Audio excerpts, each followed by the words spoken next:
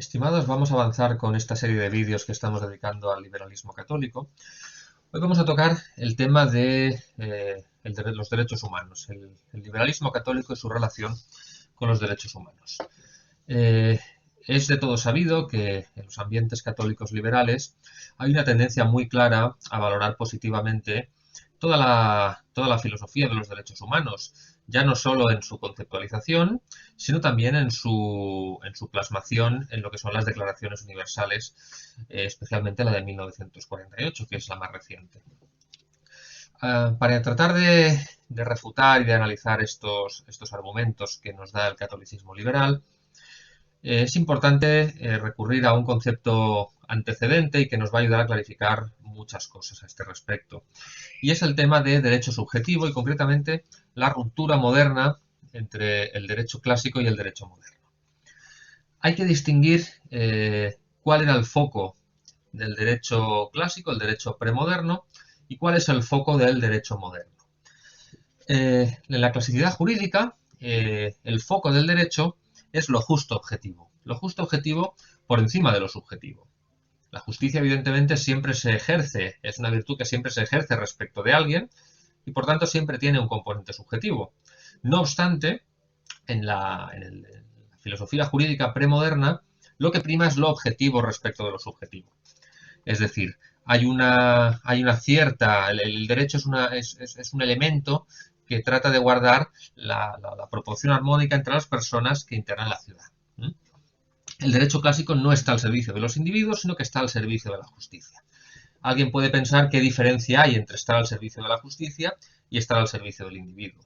La respuesta la vamos a ir desgranando, pero ya podemos avanzar que estar al servicio de la justicia puede en ocasiones estar en contra de las pretensiones o las reivindicaciones del individuo. Por lo tanto, individualismo, subjetivismo y justicia en no pocas ocasiones son conceptos no coincidentes e incluso divergentes. Vamos a partir de una definición que puede condensar de un modo razonable todos los elementos que conforman la filosofía jurídica premoderna, conforme a la cual podríamos definir el derecho como lo justo debido a otro o a la comunidad por el bien de ésta de acuerdo con el orden establecido por Dios, el orden tanto natural como sobrenatural. Y esta definición, como se puede observar, tiene varios elementos. El primer elemento es que el derecho es lo justo debido a otro, pero no lo justo abstracto, lo justo concreto.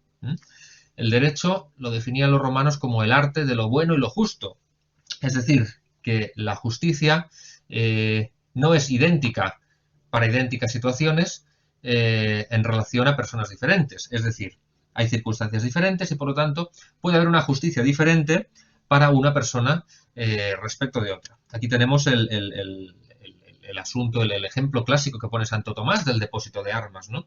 Yo constituyo un depósito de armas a favor de otra persona, esa persona en principio cuando yo le reclame esas armas me las tiene que devolver, pero si la persona que es depositaria de las armas llega a tener el conocimiento de que yo esas armas las quiero para atentar contra vidas inocentes, no tiene la obligación de devolvérmela. Es decir, desaparece esa obligación que marcaría estrictamente la justicia conmutativa. ¿Por qué?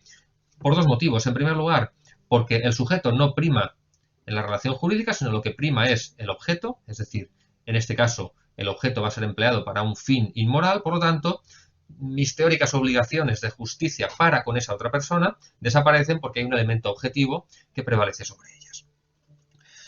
Segundo punto, es lo justo debido a otro, pero a otro no individualmente o aisladamente considerado, sino en tanto en cuanto es miembro de una comunidad. Y aquí podemos volver a retomar el ejemplo anterior. Es decir, si usted con su teórico derecho lo va a utilizar para infligir un daño a la comunidad, usted ha perdido ese derecho. ¿Por qué? Porque el derecho no lo tiene en cuanto que es usted, sino en cuanto tiene unas obligaciones. Es decir, un punto clarísimo y esencial del derecho premoderno es la concepción de lo justo basado en las obligaciones, no en los derechos. El foco está en la obligación y no en el derecho. En tanto en cuanto se cumpla una determinada obligación, se podrá ejercer ese derecho. Pero ese derecho no se ejerce aisladamente. Usted tiene derecho a que le devuelva las armas que me ha depositado, pero solo en tanto en cuanto usted vaya a hacer un buen uso de ellas. Por lo tanto, cualquier relación de justicia tiene que estar siempre ordenada al bien de la comunidad. No puede hacerse prevalecer la justicia intersubjetiva cuando de ello se deriva un daño para la comunidad. Y, por supuesto, el corolario de todo es que toda esta relación jurídica tiene que estar siempre de acuerdo con el orden establecido por Dios, tanto a nivel natural como a nivel sobrenatural, porque evidentemente ambos órdenes no pueden separarse. Y aquí evidentemente entra el tema de la naturaleza de las cosas, ¿no?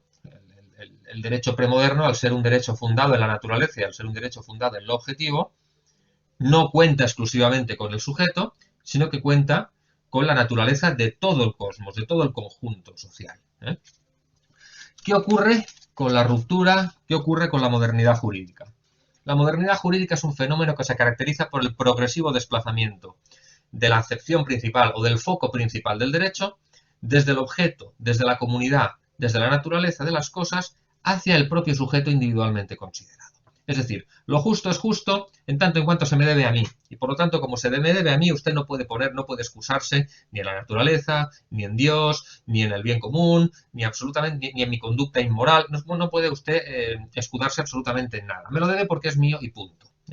Es una, por decirlo así, es una hipertrofia de la justicia conmutativa. La justicia conmutativa no puede entenderse de modo aislado, sino que tiene que entenderse en relación con el bien de la comunidad. Y esto es lo que la modernidad jurídica rompe radicalmente. Como nos dice Felipe Widow, poco a poco se va abandonando la idea de un orden de justicia objetiva y por tanto intersubjetiva, y solo bajo formas de reglas del juego, respeto a las exigencias de la personalidad, etc. Es decir, el sujeto es el foco del derecho. Y como ya sabemos, cuando el sujeto pasa a ser el foco de una realidad intersubjetiva, la deriva no puede llevar a otro sitio más que al voluntarismo. De ahí es donde se deriva toda la teoría liberal del derecho acerca de los contratos voluntarios, etcétera, con independencia de la naturaleza y del objeto. Es decir, sería justo un contrato abusivo con tal de que la voluntad de las personas se manifieste a favor de la firma de ese contrato. Un contrato usurario sería justo en tanto en cuanto las partes hayan consentido. Esta es la consecuencia esencial de haber desviado el objeto fundamental del derecho a la justicia objetiva y a la naturaleza, haberlo desviado en dirección al sujeto. Como expone Miguel Ayuso, la persona humana no es en el orden moral un valor absoluto, a diferencia de lo que sucede en el plano ontológico. Es decir, la fundamentación principal de los derechos humanos es la dignidad humana entendida en el sentido exclusivo de dignidad ontológica. ¿Qué diferencia hay entre basar el derecho en lo justo objetivo y basarlo en el sujeto y en su absolutización de la dignidad ontológica?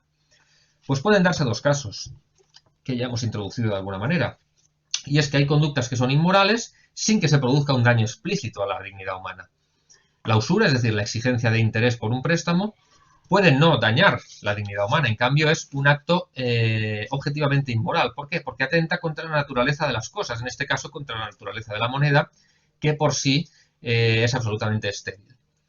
Y puede pasar a la inversa también. Hay cosas que, dañando la dignidad ontológica de la persona, pueden no ser inmorales. Por ejemplo, la pena de muerte. La pena de muerte, si la consideramos exclusivamente en el ámbito del individuo y de su dignidad ontológica, del individuo aisladamente considerada, es inaceptable. En cambio, si la consideramos en el marco del bien común, la pena de muerte puede estar justificada en algunos casos. En otras palabras, la modernidad jurídica comporta que la pretensión se convierte en la principal acepción del derecho. El derecho subjetivo se convierte en la principal acepción del derecho. El derecho se equipara, se convierte en sinónimo de derecho subjetivo. ¿Qué ocurre o qué relación tiene esto con la consideración de los derechos humanos por el catolicismo liberal? El catolicismo liberal asume sin ningún tipo de problema este giro copernicano de la concepción del derecho y tiene un juicio general positivo acerca de la filosofía y las declaraciones de los derechos humanos. Eso sí, le pone un condicionante que es que los derechos humanos deben estar fundamentados en Dios. Ellos consideran los derechos humanos como una especie de nuevo derecho natural o como una especie de reformulación del justnaturalismo clásico. Pero el justnaturalismo clásico, como ya hemos visto, no se basa en el sujeto, sino que se basa en la justicia objetiva y en lo justo concreto.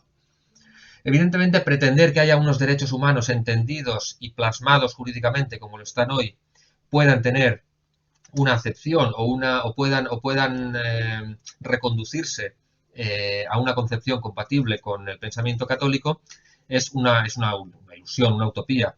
¿Por qué? Por cuatro cosas, algunas de las cuales ya las hemos introducido. En primer lugar, la abstracción.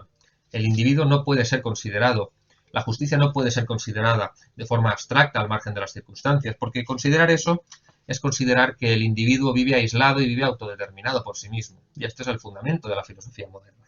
Y esto es absolutamente anticristiano.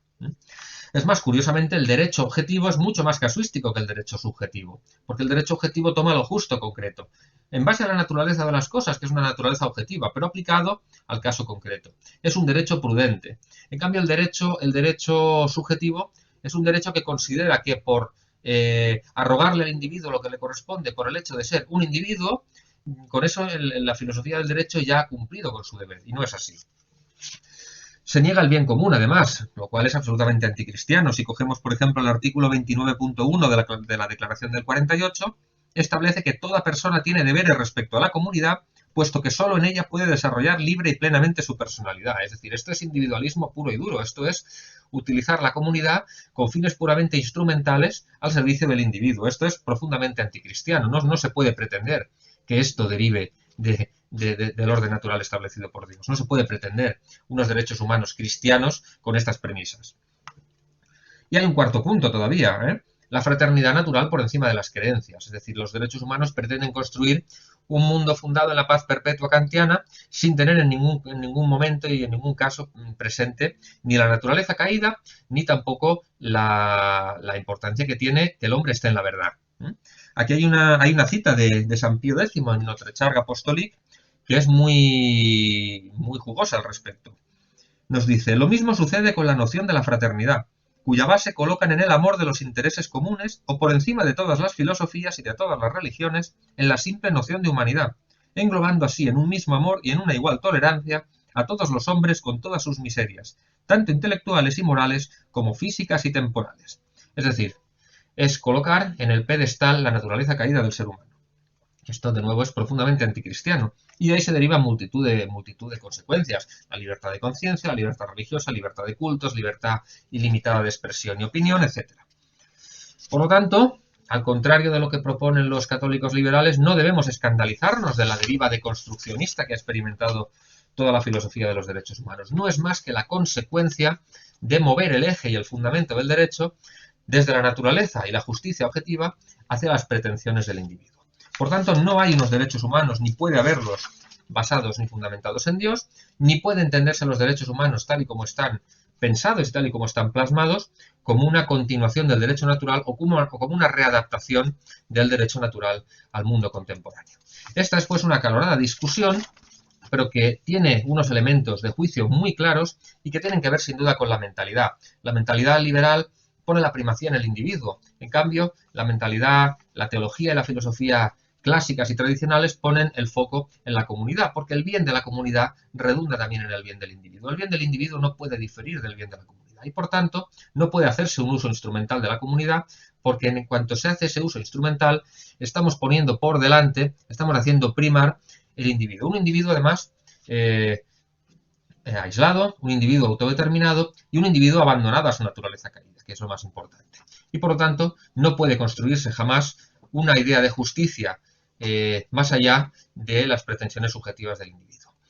Con esto creo que podemos definir claramente cuáles son las diferencias esenciales entre el derecho premoderno y el derecho moderno, y cómo unos derechos humanos, tal como están formulados y tal como están pensados, al margen de los fundamentos clásicos del derecho, solo pueden conducir al desastre y a la disolución de la sociedad. Tal y como decía Pío VII, los derechos humanos, en concreto la Declaración de 1789, eran contrarios a la religión y a la sociedad. Es decir, el derecho subjetivo, el derecho moderno, es profundamente disolutorio de la sociedad y, en definitiva, precisamente por eso también es profundamente disolutorio del hombre. Muchas gracias.